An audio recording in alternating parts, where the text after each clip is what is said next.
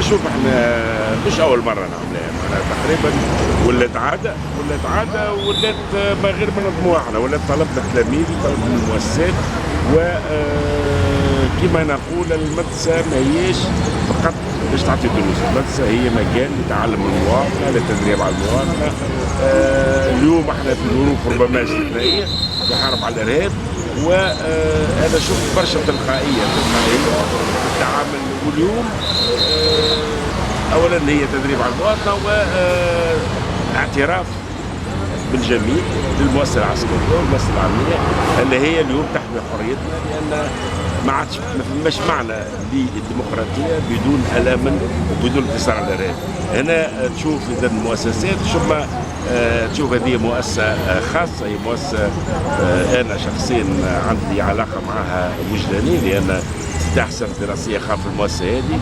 ثم حبيت كيف اليوم نحضر اولا تحيه للامن والجيش اللي يحضر فيها، وتحيه للوليدات هذم الا يعملوا في نتائج مختلفه.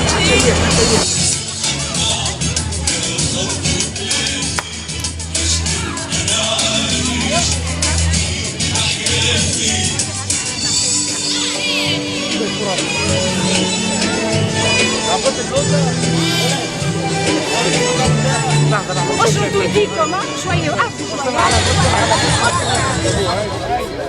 تنزل فوق وتنزل فوق.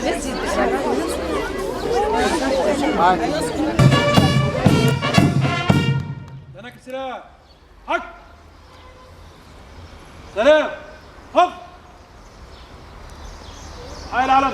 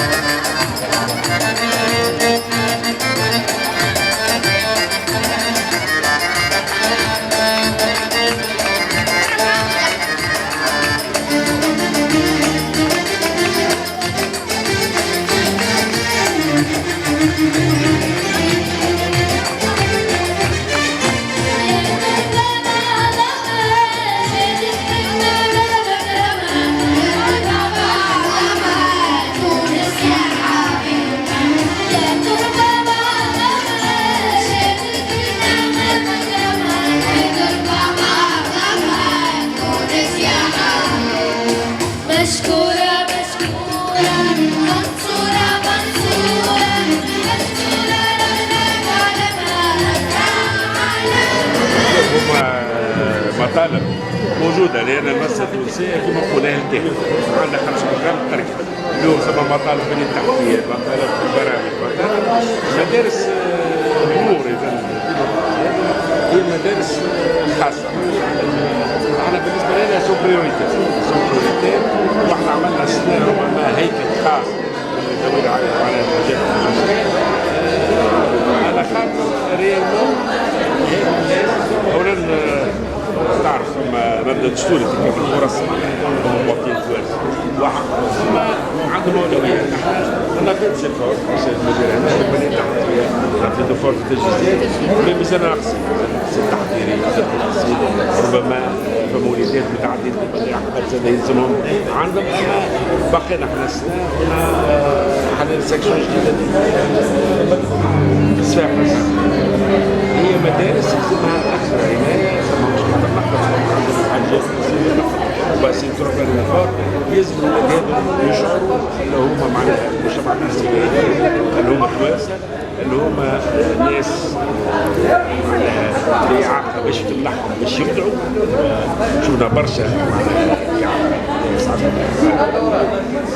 انا الشكر تو خاصة المدرسة هذه انا مدير النشطة برشا ريالمون ممتازة. ثم بطبيعة الحال اللي عملناه كله في اطار التقليد ولا وزارة التربية تحقيق العالم هذاك التناغم بين والوصلة والوصلة العسكرية تربية شبابنا على المواطنة لأن ديما نقول المدرسة دورها باش تعمل دروس، دورها تكون مواطن جذب الوطني وهويته.